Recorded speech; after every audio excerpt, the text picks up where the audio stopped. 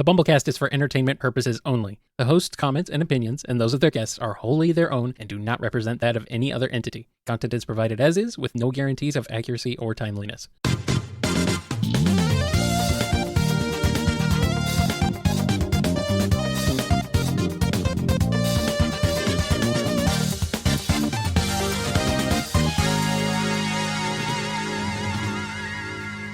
Welcome to the BumbleKast. I'm your host, Ian Flynn, the Bumble King, and joining me as always is my Bumble co-host, Kyle, JCRB Krause. Hi, we're here. We have a show, if you can believe it. We do. If you can believe that we have a show on this show, then you're here. Welcome. Hi. I'm getting to a level of inception here that I don't know I'm prepared for.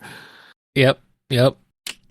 What I am prepared for is to answer all these questions that come from our patrons over at patreon.com/BumbleKast, Ko-fi.com/BumbleKast, and our YouTube members. Well then, I guess we'll get right on into it. Allison S. starts us off. Wind and Foreign are debating on how to pronounce potato. How will this end?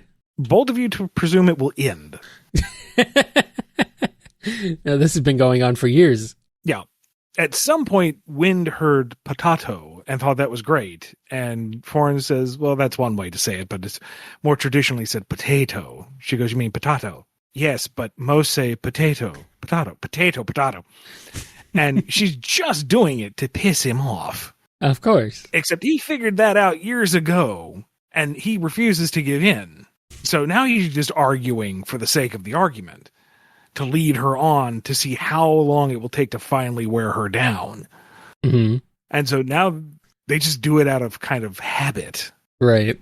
Well, I mean, as long as in the Drogoon universe you still boil them, mash them, and stick them in stews, I think we're fine.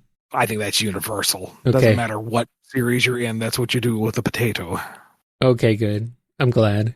At the end of the day, Job just wants to call the whole thing off. Sounds about right. Here's a question from Andrew D. How would you rewrite Worlds Collide with Mega Man and Mario as the crossover instead? Instead of a blue rat MacGuffin appearing in Landfront Ruins, I'm assuming it would be one of the 7 stars from Super Mario RPG that gets things started. Probably not, because I'm willing to bet Nintendo wouldn't let us do that. No. Mario RPG seems to be its own special little thing. And from what little experience I've had, the stars out of like Paper Mario would also be off limits, because that's Paper Mario. That's not Mario. They're weird. No, Mario is from the 1993 film. And the general Power Stars thing is so bland. They don't carry the same weight as the Chaos Emeralds. So I don't think we would go that particular route with focusing on the MacGuffins. If anything, it would be Bowser's messing with magic and happens to come across Mega Man's world, or deep in the Landfront Ruins, you find a warped pipe. How does that make sense? It doesn't, but Mario doesn't make sense anyway, so you just embrace it and run with it. Sounds good to me. And when I say Mario doesned make sense, I already can see the people commenting angrily below. When I say Mario doesn't make sense, I mean in a affectionate way, a whimsical way. Yes. It isn't locked down by hard rules or canon necessarily. It does what makes sense in the moment for what's the most fun, and that's fine. That works for Mario. Yes. I'm glad for that, honestly. I just wish more people understood that about it. Like, what's canon in Mario? Doesn't matter. I mean, they shoot Mario from cannons. That's the most canon thing about Mario. You're still holding out for a tight cannon after Pauline in Bonanza, then I don't know what to tell you. I'm sorry. I don't know. I don't know. What I do know is we got a question from KB. So we're now also getting a Rayman Legends remake. Thoughts on the news, as well as Rayman's newly separated eyes? Oh boy. Okay, that's what it was. Like, Aaliyah and I were looking at the trailer, and she goes, he looks wrong. What's wrong? And I'm like, is it the eyebrows? He has eyebrows now? Is that what's wrong? But they separated the eyes. That's why he looks wrong. They keep doing this to retro game cartoon characters. What are they doing? And, I mean, I guess it's easier to animate, but Okay, so that explains it. Thank you for pointing that out. Yeah, he looks Plain as the eyes on his face. He looks. I don't know what he looks like with that. It looks weird, but yeah. It's a little weird. Of course, I thought the original game, everyone looked a little manic, like a bit unhinged in a cartoony way that was kind of fun, but also a little unsettling, personally. And on the one hand, I do appreciate that the remake seems to be aiming for that same style. Mm-hmm. With all the fancy textures and whatnot. They're still trying to keep that bounce and that cartooniness and the wackiness. But to me, when you make it all 3D with extra textures and lighting and whatnot, it makes it grotesque. Like the original was kind of cell shaded cartoony, and that was fun. It gave it the sense of this madcap cartoon that you were playing. When you give it depth and weight and dimension and texture, it's kind of gross. It's off-putting to me. Maybe that's just me, but that's my takeaway from it. It's like, what are you doing to this in the remake other than updating the visuals, and why do you need to update the visuals? What is that accomplishing? What is that bringing new to the table? How does this refine the product? And it doesn't seem to in any way. It seems to be falling for this trap of high fidelity is better, and it's not. Art direction is better. Yeah. But we're getting that a lot lately, so. Yeah. Why does this Rayman have, like, skin pores? Why does it look... Why did they give him a realistic skin texture? That doesn't look right. Mm-hmm. He's got a giant schnoz. It's like it shouldn't look real. I don't get it. I recently finished up Rayman 2 on the Switch Virtual Console, or whatever they're calling it these days. Uh-huh. And this is the N64 version. Right. And you can very much see the seams between the polygons and, you know, how limited they were with the technology at the time, but it's still fanciful. There's a richness to it. There's a bounce to the animations that is just wonderful. And when I got stuck on a few parts, I was looking up a guide, and they had the PC remaster HD port, whatever. Mm-hmm. And they did the same thing. They added extra texture and bevel and shine to things. And it's like, now it looks weird. There's too much detail on what should be simple and cartoony. You're bringing a realism to something that is inherently not realistic. Yeah. But whatever. I got all the bloody alums. It's all that matters. Double L is back with the longest text adventure of our lives. Surprisingly, we are not dead, Ian. Yet. To recap, me and Ian share a lizard body. We are in a train station. We have one set of moss and some sick pogs in our inventory. Our previous actions were for both of us to cheat a little bit and ask Double L to choose the option that lets you live from the actions you offered, either surrender or throw the pogs. Peeling back the curtain a little bit, I laughed when you suggested cheating, not because I'm mean and would probably deny it, but because I had already planned to ignore your actions for this round specifically. Oh, come now, Double L. Oh, well, I mean that's good. At least that is good. That means that we don't have to necessarily worry that this is the end. Maybe. I don't know. Yes, but if we're going to hoist ourselves by our own petard, the least he could do is salute. Anyway. Yes. As you stand there deciding what to do, your train of thought is interrupted by the sound of an explosion from above. Parts of the ceiling fall down into the train station, beginning the isekai adventures of several creatures. Following the debris, ropes and soldiers rappel down, firing assault rifles indiscriminately. You count no more than 6 soldiers vastly outnumbered by the creatures, but seemingly to expect the element of surprise will win them the day. Sunlight and the sound of a helicopter flood in. As you watch, a small dark spot seems to leap from one of the soldiers above, heading straight for you. Reflexively, you move out of the way behind a train car as the hard-to-see-through the sunlight shadow lands next to you. Before you can react, you feel something climb up your leg and onto your shoulder. Boss, no time. However you got in here, you need to leave. 2 words. bunker buster. Get us the hell out of here. We'll catch up later. You now have one delicious mouse in your inventory. Hey, Ellie. Yep, he's back. We don't have his babies. Nope.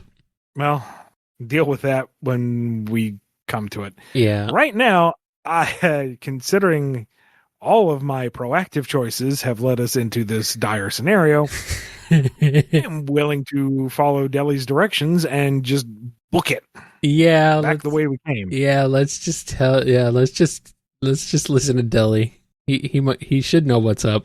Maybe he should Not gonna lie. climb on our heads and grab our ears and pull to control us. It might be better. Not gonna lie. I feel like that mentioning there's only 6 soldiers and they're very distracted is tempting. Yes. But like I said, all my proactive choices up to this point have not done well for us. So yeah. Deli says move, we're gonna move. Yeah, let's run. All right, question from Dove. You don't want to talk about blue rodents? Too bad. This is my question. So you've fallen afoul of a fey spell. Please select the shade of blue you are, as well as a species of rodent you will now be. Also, will you be a standard version of the rodent, a toon, or something more anthro? Well, I do enjoy a deep cerulean blue. Mm-hmm. And I do enjoy jerboa. They're neat. They're very small. Little bouncy fellows. Yes. I mean, going the cartoon route would give me more autonomy. But if I were just like a regular old jerboa that was also blue, that might be like somebody's very neat pet that they pamper. Maybe. In which case, my life is set. Short as it may be. How long do jerboa live? Hold on.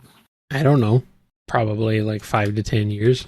Oh, 2 to 3. Well. Oh, really? Oh, in the wild. Looks like they live a little longer. 5 to 7. That's still a decent run. Yeah. Life of luxury as a pet blue jerboa. Only knows his little enclosure and whatever it is jerboa eat. I don't know. I'd be a jerboa. I wouldn't care. Yeah, we'll go with that. Yep. Be like a dark blue guinea pig. Just a regular one. No fancy human-like one or anything. Or cartoonish. Anyway, Flynn Toaster is here.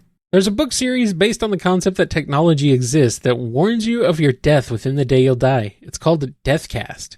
From about 12 to 3 a.m. every day, you can get a call from them, and they'll tell you that you'll die within the next 24 hours, so live this day to the fullest. You're supposed to say goodbye and have a great day or something. Allegedly, they don't cause the deaths. Do you think y'all would sign up? No, because I would invariably miss the call or like ignore it because it was spam.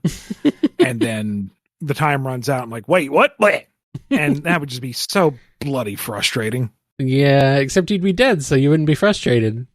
Well, true. Unless I'm a ghost. And then I'm just kind of looking down going, wait, what happened?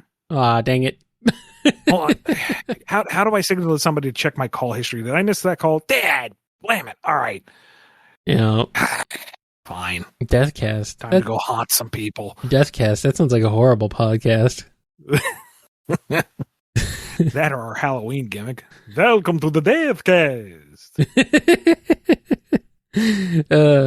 We still got like 4 months for that, Ian. Don't pull that one out yet. Yeah, well, considering the fact we're already in June. Yeah, I know. It'll be here before we know it, but still. Anyway, 24 hours is not a very long time. No. I don't know. I don't know. Although, if I had to choose, I would prefer a 24-hour notice than well in advance, because I would be obsessing over that date. Like, that would be on my mind all the time. Yeah, maybe if it was just 24 hours, it's like, oh, okay, well, I can act on that and be done. Yeah, maybe that's part of why they wait. I don't know. Weird. What if it's like you die in the next 24 hours and then it's only a minute later after you get the call? Well, it says starts from 12 to 3. I know. So I guess it would really depend on when you get the call. Man, like you get the last call at 3 a.m. So you have to like stay up to 3 a.m. to make the most out of that 24 hours, or you get that call in 3 a.m. So it's like, well, I'm not going to sleep in now. Mm-hmm. Now I got to get up. Nah, that's awful. Blah. Yeah. I don't know who wants to wake up at 3 a.m. Not me. Unless I'm already awake, which is often. Anyway, here's a question from Hero Squad. Are you two able to catch Sneakers O'Toole? I had to look this up, and I'm still not familiar with the sketch, so I'm just going to let Sneaker sneak. He ain't hurt nobody. Not in these shoes. We'll never catch him. All right, Horseweave has a question. Since crossovers seem to be the flavor for getting on the thumbnail, how about this, Ian and Kyle? Spy Family with King of the Hill. Go! Yes, I did check the master list, and this was completely missed. Yeah, a lot of things are completely missed by people on this show who ask questions. I see this as Hank Hill replaces Forger. And it's just Hank Hill. Like, he's not secretly a spy or anything. Uh-huh. It's just he sells propane and propane accessories. And he's just so affable and disarming that the spy network uses him as a mole to get in close to other people. Like, he's part of this grand conspiracy of this fake propane industry, and he has no idea. Mm-hmm. And Anya really, really, really wants him to know and be the cool super double agent, but he doesn't. And she just tunes into his brain and hears nothing but like white noise, and it drives her crazy. It's so disappointing. Meanwhile, he's looking at this weird little kid and, girl ain't right, I'll tell you what. It's true. That's true. Oh boy. Alternative to make everyone in the world angry at me at the same time, replace Yor with Peggy. Why not? I don't know. I think Peggy would handle being a spy pretty well, actually. Well, she's a secret assassin. Shockingly. Yeah. Then again, I guess technically she has the same degree of social grace as Yor, just in a different format. Yes. Basically. All right. Gabriel WD asks, I recall one of you guys being relatively familiar with Mobile Suit Gundam, so I ask you both, what would be your premise for a non-Universal Century Gundam show? I'd say passingly familiar, more than a novice. You, yes, not me. I know very little. I would want to go either one of two directions and like very much stick to the lane, whichever way we go. Either one, follow the trend of OG Gundam and make it a political thriller with the Gundams being serviceable machines. Like, they're on the borderline of fantastical because they're, walking humanoid robots. Come on. Mm. But keep it grounded. 08th MS Team style, where you need a ground crew, where you need support craft, where it is limited to the functions of the machine and how creative you are in piloting it. It can be damaged. Pilots are not super special psychic children or anything. Yeah, I know OG Gundam did that, but I would like to keep it in that horrors of war, these are machines meant for destruction type of thing. Because I find that fascinating. The other end would to say G Gundam was tame and go completely bonkers with it. Transforming Gundams, dinosaur Gundams, Gundams that transform into dinosaurs, combiner Gundams that throw Kamehamehas, just no limit, absolute goofy, rule of cool every single episode, ludicrous degrees of escalation. At this point, I think I'm just pitching Gurren Lagann, really. Like, big, goofy, dumb robot shoot lasers go boom show, you know? Mm-hmm. Mm-hmm. Just enough plot, just enough faux pretentious political intrigue to keep you moving along, and then fighty robots. Mm-hmm. Yeah, somewhere between G Gundam and Gundam Wing, I guess. My premise for a Gundam show would, in fact, be giant robots fight each other.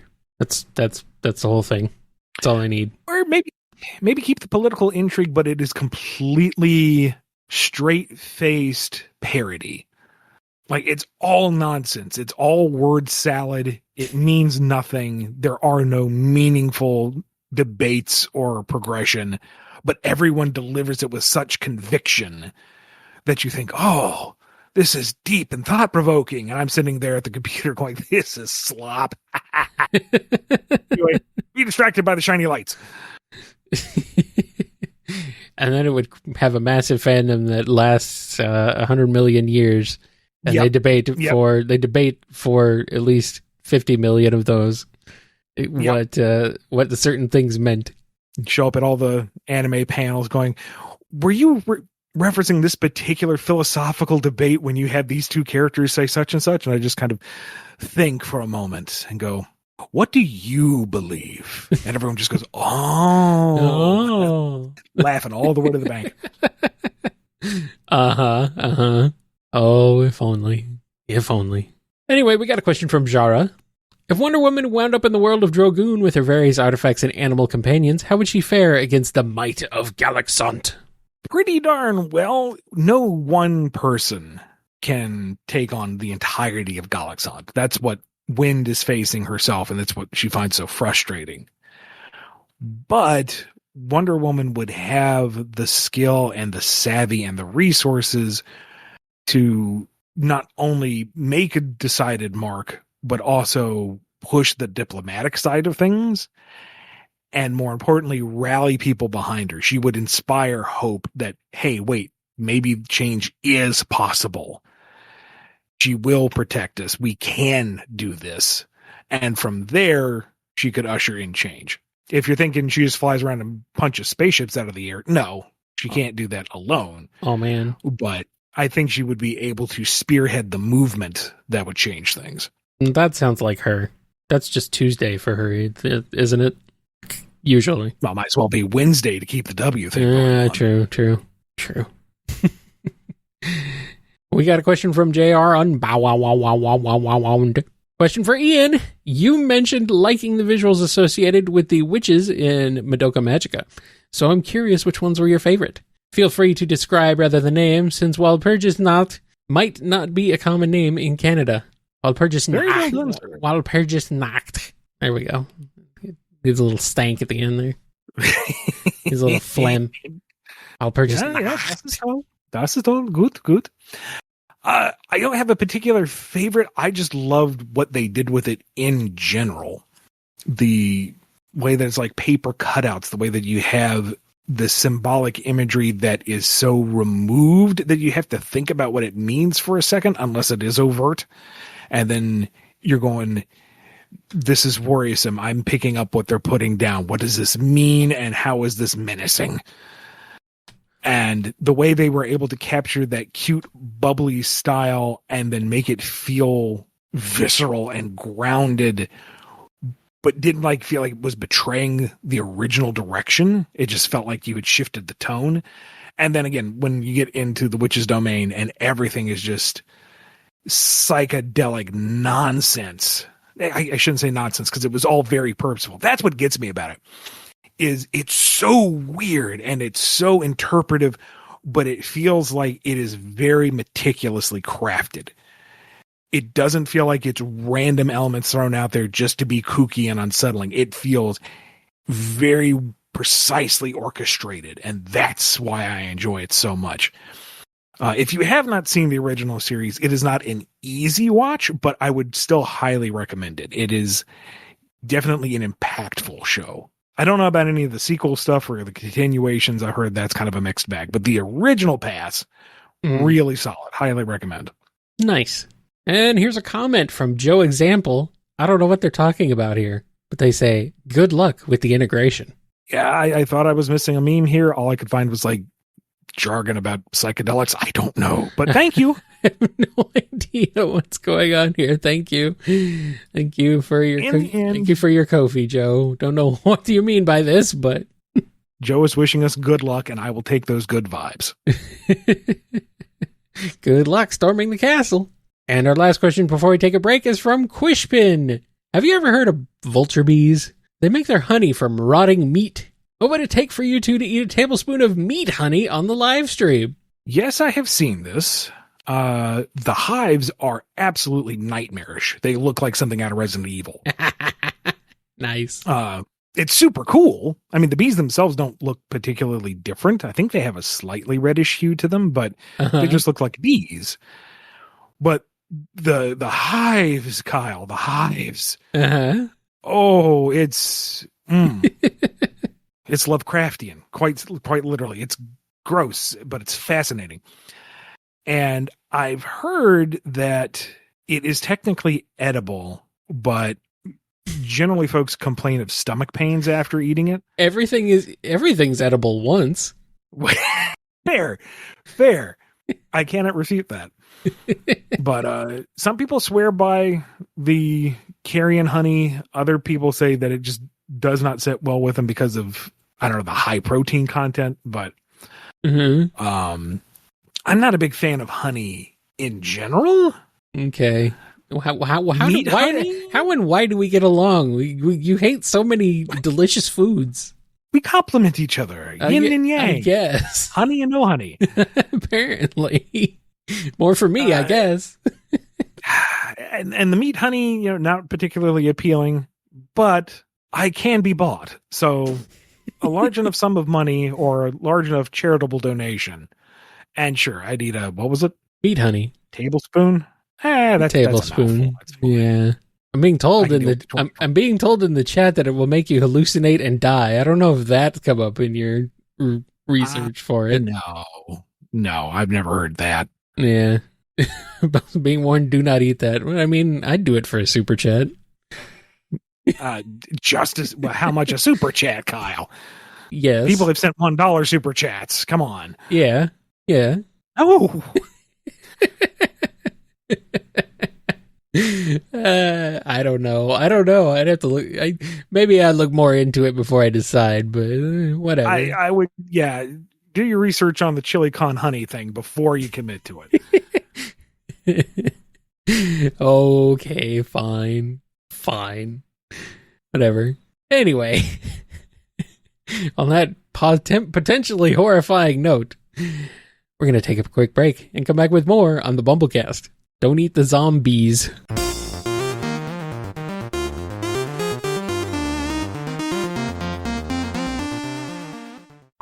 We're the bee and the berry. I'm the bee. Strawbz. No, I'm the bee. Oh, my bad. We can cut that, right? No, we can cut that. Okay. We're the bee and the berry. I'm the bee. And I'm Strawberry. And The Bee and the Berry is an irregularly scheduled podcast where we talk all things Sonic, writing fan fiction, and fan creation. We snoop around at fan events, review the latest and hottest Sonic content, and host interviews with our fellow Sonic fan creators. You know, just girly things. And hey, if you want, you can totally send us any discussion topics or questions you'd like us to talk about, and we might answer them. Or we might not. But hey, you never know. You can find us on Twitter, Blue Sky, Tumblr, and YouTube at The Bee The Berry. Okay, we're running out of time here. Gotta grow fast. Ciao! We are back with a question from Moolah Man. Scenario time. 2 members of the BK crew are quietly and slowly gathering loot from an ancient city in Minecraft. Ultimately, the Skulk Shriekers are activated too many times and the warden arrives. You aren't together at this moment, but are just close enough to hear each other. One of you says these words as you plan of escape. Our only choice might be to scatter. And then you proceed to get the warden to chase you and run directly to your partner. Who's the pair? Okay, so one person says we should scatter. Yeah. And then purposefully leads the warden to the other person? Yeah. Who would do that? Rayman. I wouldn't do it maliciously. I would say, we need to scatter, and then accidentally run into you. Went in that direction. Yeah. Which of the crew is evil enough to set it off? Yeah, it's probably Rai. Rai, yeah. Yeah. Just for fun. Which, no shade. I mean, call a spade a spade. That's what he would do. I love Rai. Yeah, it's great. This is not a judgment call. This is an observation. Yeah. Noni would be busy doing other stuff. They wouldn't be down in an ancient city. They wouldn't be bothering with that. Noni would be managing whatever Bumble complex we have on the surface and sees us respawn in the bed and go, Rai. Nova says that their favorite activity is mining, so they might be in trouble. So I don't know what the crew's Minecraft habits are. Yeah, I'm not 100% sure either. I know that Like, Lee would probably be on the surface with Noni yeah, doing all the design work. yeah. I mostly do like building and mining personally, so I might be in trouble too. Then again, I haven't played Minecraft in about a decade or more, so I oscillate. I get, really invested in the mega structure plan and get bored with it and go down into the mines to explore. And then, well, I died and that's frustrating. Back to the mega project. Oh, I'm bored. Let's go back into the mines. Oh, wait, I died again. Mm-hmm. Oh, well, maybe someday we'll start a Minecraft server and do this for real. Yeah, that's a thought. We got a question from Nicole, or at least continuing scenario. In the Tomb of the Crimson Skulls, you turned your own blade upon yourself to escape a troll after receiving a grievous axe wound. As your vision grows dark, you find yourself surrounded by swirling mist. You soon walk into a curved wall of glass or crystal, beyond which the mist clears. Outside the mist, you can see a hooded figure peering into this crystal ball. Your final score is 58 out of 350, with one of 3 Crimson Skulls located in no save file. Will you wander left or right? Neat. I like this follow-up, Nicole. Well played. I like that a lot. Valid directions are north, south, and Dennis. Expect ye parpets. Let's see. Left or right? In the spirit of most platforming games, I will head right. Okay. Well, Nicole, let's see what happens. Question from Nikki R. Another trip into the Bumble archives reveals a new comic to discuss. It says you worked on something called Super Duck for Archie, a 4-issue miniseries that only ended up releasing 1 issue. So what was it and what happened? Oh, Super Duck. The original Super Duck was by, I believe it was MLJ Comics at the time, the brand that would become Archie eventually. Oh, and this is going way back. Wow. Okay. Yeah. We're talking 1940s, 50s stuff with jokes that would not be reprintable today. 1943. Okay. Wow. And it was basically just a cheap knockoff of Donald Duck when you get down to it. The first few issues, he was a Superman spoof, and then he just turned into a cross-eyed individual. I don't know if I can say the original phrasing without us getting demonetized. And he was just this angry duck and lederhosen who got into misadventures with his obnoxious nephew Fauntleroy and his girlfriend Ioana. I'll allow you to piece those words together yourself. Anyway, the more recent approach at Super Duck was an attempt to revitalize the series, actually tell a story, and it was a kind of lampoon of various adventure titles and superhero stuff, and it was getting well into production, and then COVID happened. Yeah. And that derailed the project completely, and I never heard about it again, which is too bad. It was fun while it lasted. Had some good jokes in there, but yeah, this is one thing I'm not familiar with. I never checked it out, but I did not realize it only went for 1 issue before getting totally canned, unceremoniously canned. Oh well, maybe someday it'll come back. Who knows? What I do know is we got this question from Professor Scruffymet. There's a lot of merch out there from those recent crossovers you wrote, the ones with the funny animal people dressed as superheroes, and I have to admit I've spent quite a bit of money on said merch. The individual issues, the trade paperback, action figures, mystery bags, t-shirts, my bank balance reaps, and you're welcome. But I was wondering how much of the crossover merch you two have purchased for yourselves. Nothing. I just have the individual floppy issues, that's it, if that counts as merch. It does. I mean, it's the thing you buy. That is the crossover. So, I mean, it's not like it's a tie-in merch. It is literally the thing that is spurring the whole crossover to begin with. But, whatever. It counts. Yeah. That's all I have. I don't have the fun money to spend, and I don't have the space for any of it. Right. So, maybe someday. Maybe you could get a Superman plushie to sleep with. So you have him. He's in your bed all the time. So you have room for him. You have room for him in there. I don't need a super plushie for Snuggles. Thank you. What would you buy if you could, Ian? Oh, if I had the space? Are you kidding me? I'd have the wall devoted to it. Uh-huh. The whole shebang. Everybody. I mean, it is pretty cool. I don't know. I don't know. You could figure it out. You'd find a way. Just have to... I don't know. The thing is that you don't have that much space and you have cats, so cats can cause problems. Even on stuff that's high up and you think would be out of the way, cats can cause problems. Yeah. They've already looked at that display thing and gone, can I get up there? And it's like, no, do not.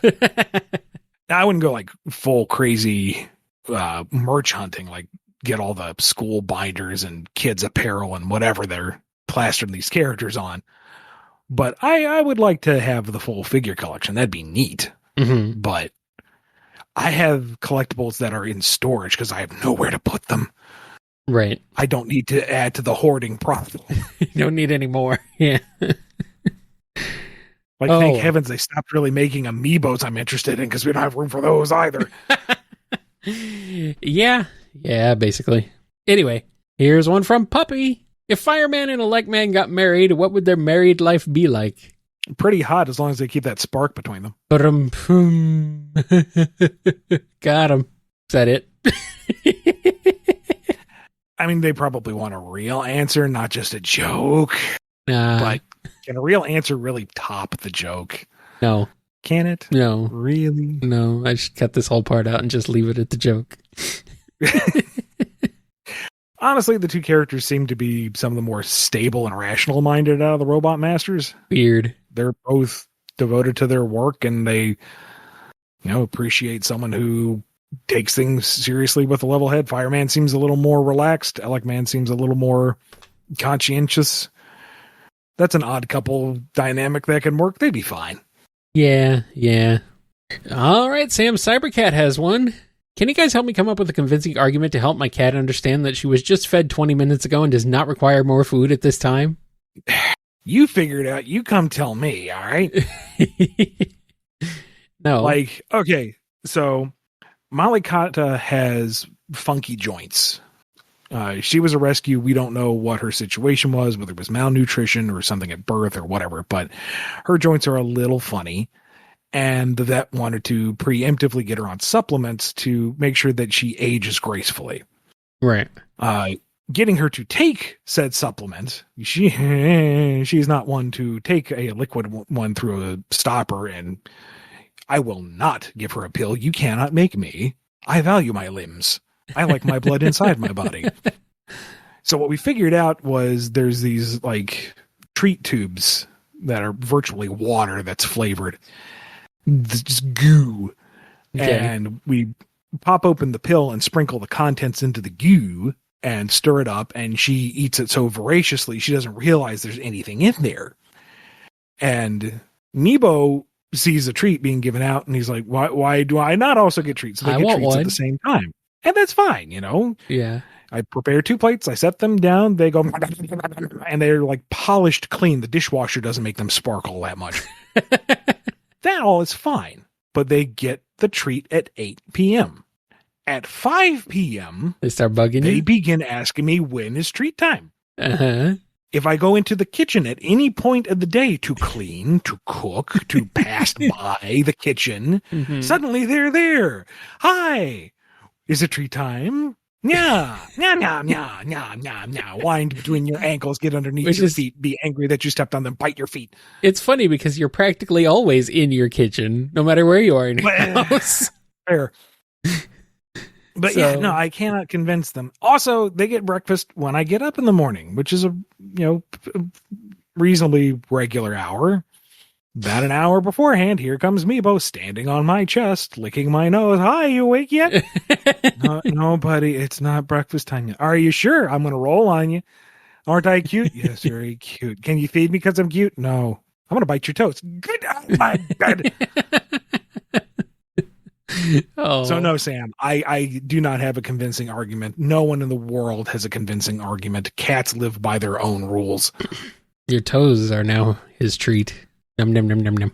Yeah, I don't like the fact that they both learned real fast that they can bite my feet to get my attention. That's not, don't like that.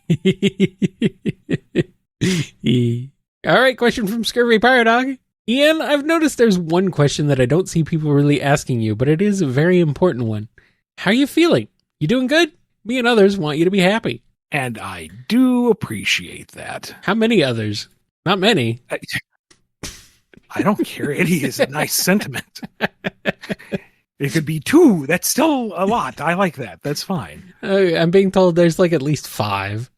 I'll accept that. That's a perfectly fine number. Okay. Oh, even 7. Wow. Oh, lucky. Maybe even 6, 7. Oh, wait, hold on. And on the one hand, I'm good. You know, I am not in any present danger. I have a roof over my head. There is no question of where my next meal or clean clothes or shower will be. I have reliable friends and family. I do what I love for a living. I've got it pretty good. So in that regard, I'm grand. Shoot, I get people asking how I'm doing here on the show. Well, good. That's just nifty. On the other hand, and I don't want to bring the mood down, but I'm scared for everyone. Mm-hmm. All of my friends are in some form of danger through the advancing tide of bigotry. And it's terrifying that I do not have the means to directly combat it and protect them.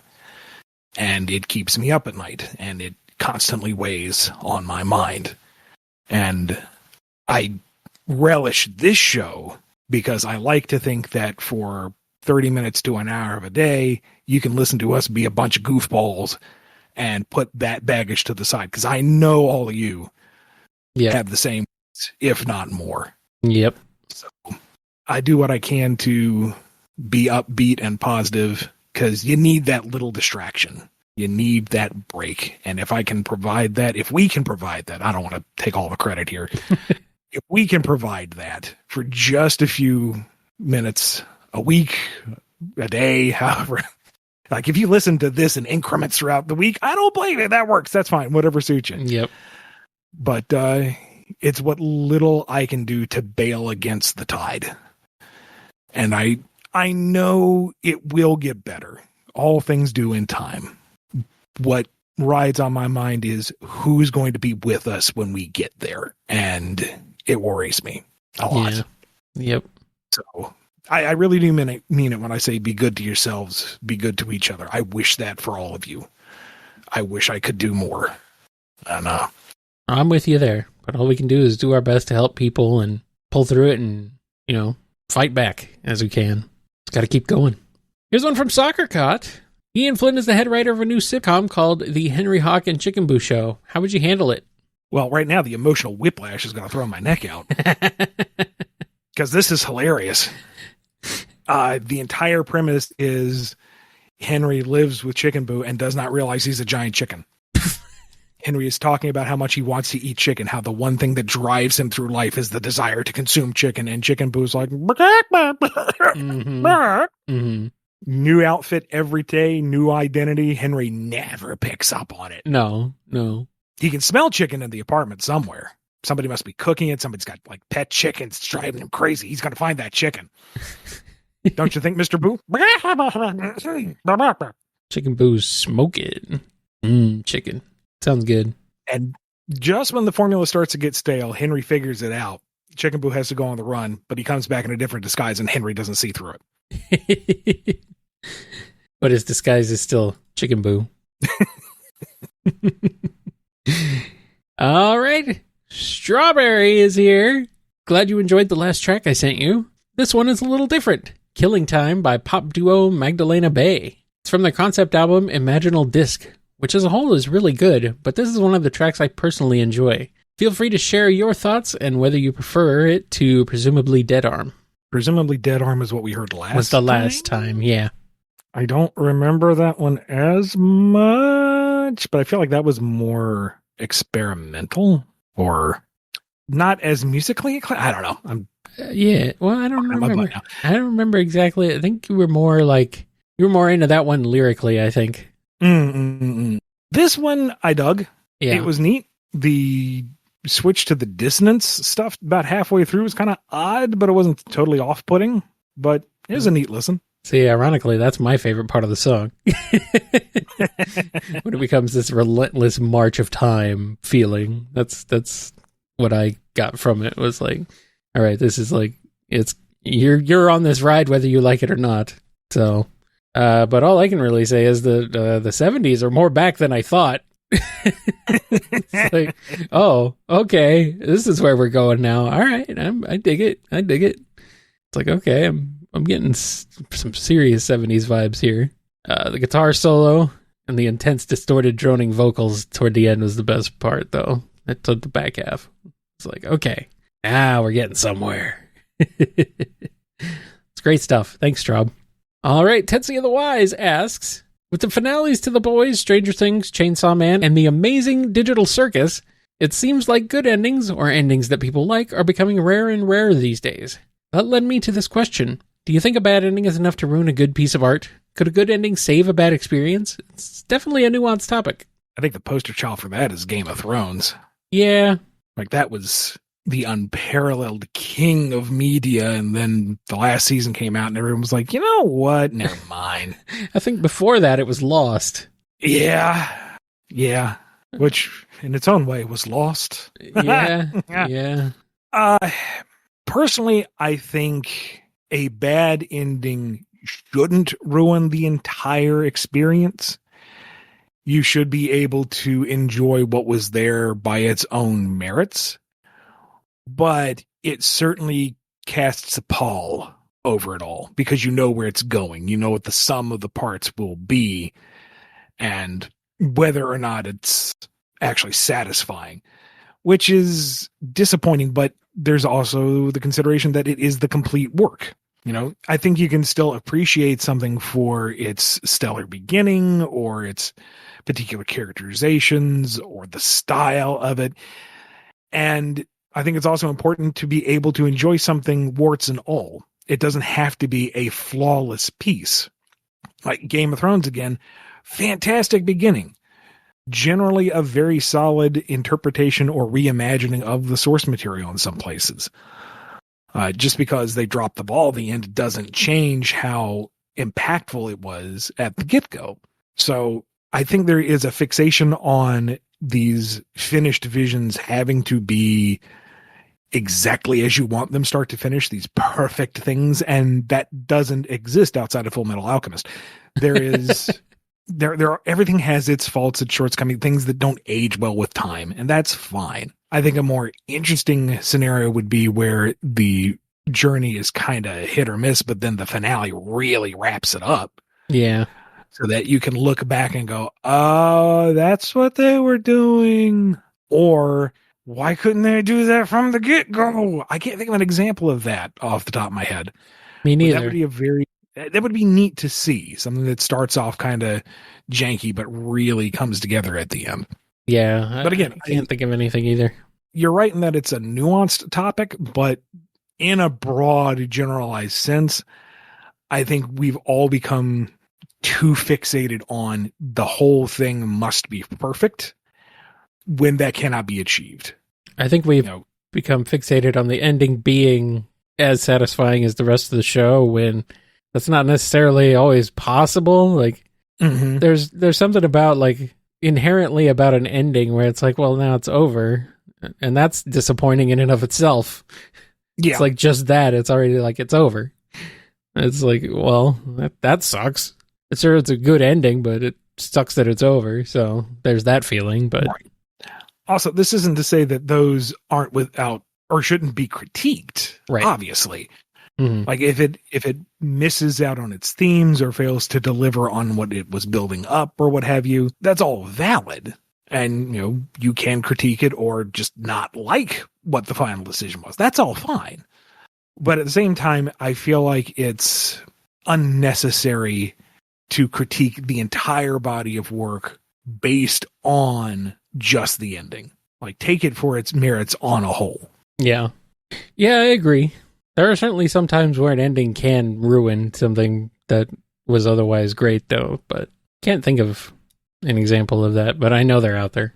But overall, I think, the ending is merely one part of the story, so there should be stuff to enjoy throughout the whole thing. Unless you're just watching it to hate it, in which case you kind of had a disappointing ending coming to you. Don't hate watch stuff. There's so many hours in the day. Deathcast gave you a call. Just watch what you like. Enjoy. That's boring. Watch things you like. Vineclad asks, of the classic Kirby games, the only ones to get remakes are Kirby's Adventure and Kirby Superstar. Technically, Kirby's Dream Land also got one in Kirby Superstar, but I digress. What is holding the Dark Matter trilogy back from getting a remake? I know, right? I mean, it's already fine, and you can already play it on even the most modern of systems. Why do you need a remake? I wouldn't mind a remake that gathered all three in a singular artistic vision that sanded down the edges on some of the, one, brutal difficulty, and two, repetitiveness of some of the collectibles throughout. Because you had Kirby's Dream Land 2, which is a lovely Game Boy game. Yeah. Kirby's Dream Land 3, which has that exquisite crayon style on the Super Nintendo, and then Kirby 64, which is 3D. Right. If you did some kind of remake where you used like Forgotten Land as the basis for the engine and the look, and did the whole trilogy that way, that'd be pretty neat. That might be interesting, yeah. Yeah, I don't know, though. Like, I don't know how you would balance it necessarily, but having all the animal friends from 3 and all the combo powers from 64 from the get-go to play with throughout, that would be crazy. All I can think of is that they might be a little skittish to do it because they kind of shot themselves in the foot by releasing both of those quite late. Kirby's Dream Land 2 and 3, specifically, I'm talking. Kirby's Dream Land 2 was in 1995. This was at the point where the Game Boy was kind of starting to wind down before it roared back to life of Pokemon. So I think that was kind of like out the door. And then Kirby's Dream Land 3 came out in 1997, which was a year after the N64 was out on the market. Like, nobody bought that. Nobody bought Kirby's Dream Land 3. Nobody played that. So they might be like, well, nobody bought and played those games, so why bother remaking them? I'm just thinking on a pure Star Fox for the 5th bloody time. I'm thinking on a pure business. Can have Kirby's Dream Land 2 again. I'm thinking on a pure business level. But the thing is that I don't Star Fox. The thing is that fanboy. I know. But the thing is, Star Fox 64 just sold really well. Yeah, well, Kirby 64 I think did pretty okay too, but that was also a pretty late release for the N64, to be fair. Although not super late, but 2000 was pretty deep into the lifespan. So I don't know, why did they wait for Kirby so long? Stop putting Kirby out so late. Make Kirby a launch game. Oh, maybe because Kirby is such a reliable product that, they can get one last hurrah at the tail end of a system's lifetime. True. Or in the case of the Super Nintendo, after the system's lifetime. Oh, man. That is a long tail. Actually, I say, yeah, let's do the full trilogy remake in a singular vision, and then the monkey's paw curls. Uh-huh. I was like, they're going to give it in that ugly, hyper detailed, ugly, high fidelity thing they're doing. Rayman Legends remake style? Maybe not. But at least Rayman feels like Rayman. Yeah. I'm not fond of what they're doing with it, but at least it feels authentic. Switch Fox. I'm not going to rant about that again, but I'm already super nervous about the Ocarina of Time remake from that one shot of giant-headed Link. That's creepy. I was going to say, why did they put adult Link's head on child Link's body? Yeah, no. It's like, wait a minute, what is going on here? Did they mean to do that? Child's proportions. I see so many people going, "Oh, look, it's finally with the level of detail that we all imagined in the past." And it's like, that's not the point. No. We don't need to see the thread count in the tunic. It's the art direction. You could, like, Ocarina of Time on the 3DS, that was the visual upgrade you need. Mm-hmm. That had the extra polygons, that had the beautiful cell shade, well, not cell shade, but the higher resolution that was still viable within that world. It looked good, making it hyper detailed with giant potato head Link. I don't know. Also, the line reads in that intro, not a fan. Nope, not doing this again. I don't know. I'm being told that the lighting in the Ocarina of Time 3DS version really ruined it. It's been so long since I touched it, I don't remember. Yeah, but I mean, I don't know. What I do know is, one last question. From Wildcard717. The world is full of insults and curses, some of which can be very funny. My personal favorites, may your life be filled with lawyers, from Old Mexican, or may you sit on a hedgehog, in Persian, and the legendary, may the lice in your shirt marry the bedbugs in your mattress, and may their offspring set up residence in your underwear, in Yiddish. But not every culture finds the same insults insulting. Ian has given us a couple fun exclamatory swears in Drogoon, like grind me down and by the roots, or roots below, as apparently it should be. But what are the strongest or funniest swears or curses from each Galaxant culture, and are there any gestures or swears that certain cultures are fine with but others would find offensive, i.e. the OK sign being insulting in France? And never throw up the victory sign or show a number 2 in Britain. Yeah. Made a mistake once. Once. Boy. Only once. Oh, boy. But the tricky thing with this is such expressions and gestures are deeply rooted in the culture. And they can be inaccessible to an outsider. In the real world, you can make that faux pas, like showing the number 3 like that. And you don't understand why. And it can be discussed and shown, and that's part of the human experience. In a work of fiction, you don't necessarily have the luxury of explaining it all. You could potentially spend more time explaining what's going on and derailing the narrative or the moment for what should be just a in the moment sort of thing. These characters wouldn't say or do these things and overly think about it. It's part of their lives. It's how they express themselves. But we, as outside observers who do not know that culture necessarily, are going, what does this mean? Whatever.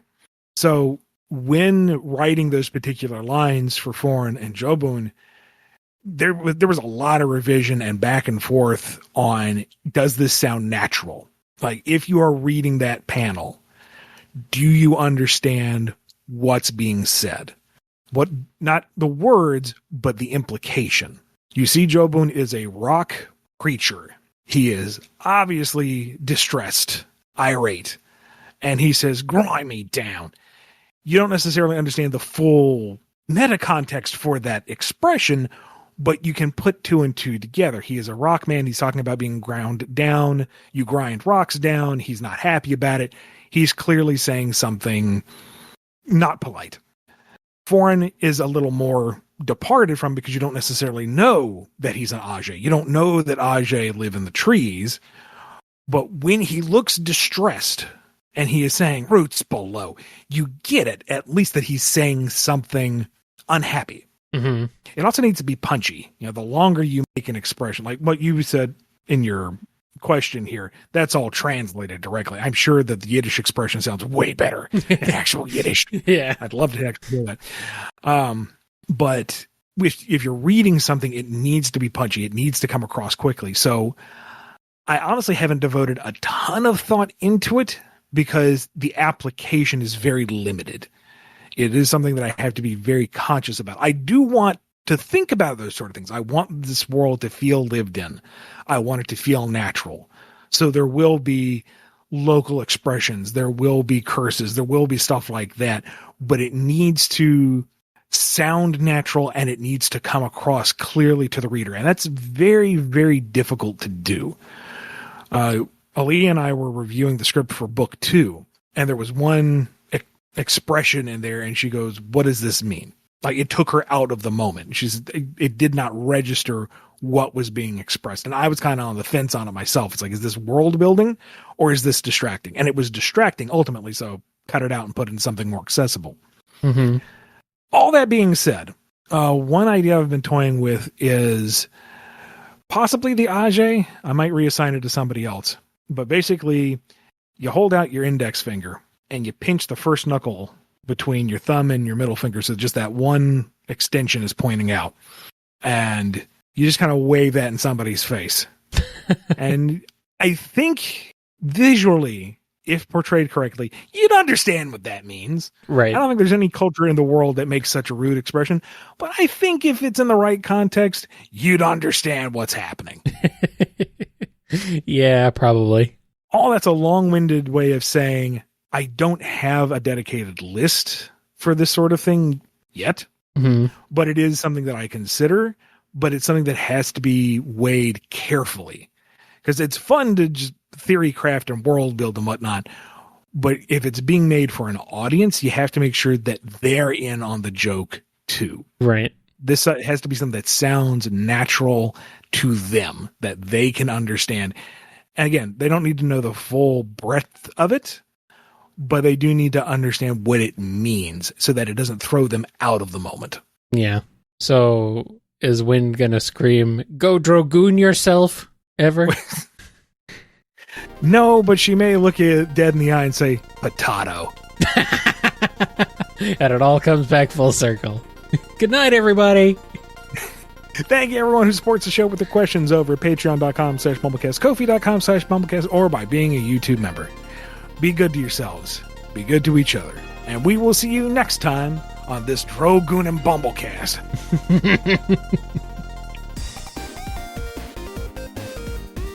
I'm ready to go when you're ready. I'm ready to go when you're ready to go. Nuh-uh, I'm ready to go when you're ready to go. Yeah, fine, be that way. Let's go. Okay, then let's go. All right.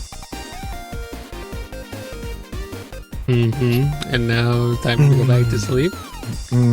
For the next 3 years. More like 10,000 years. Oh, last time I did that, I woke up to a bunch of teenagers with attitudes, so, you know. It's a big problem. Honestly, Zordon, get a hobby. A different, less problematic hobby. I don't know why I'm Fraser Repulsa now, but I don't know why he's there. You've been listening to the BumbleKast, a co-production of Bumble King Comics and the KNGI Network. Original theme music composed by Ken Coda Snyder. Remixed intro by T-Lopes. Find out more information, along with podcast feeder links, MP3 downloads, and more at bumbleking.com and kngi.org.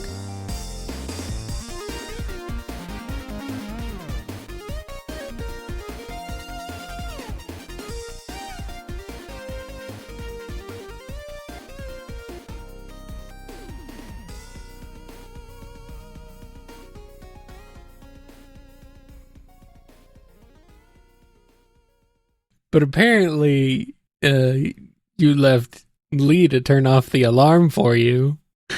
see, I don't remember that.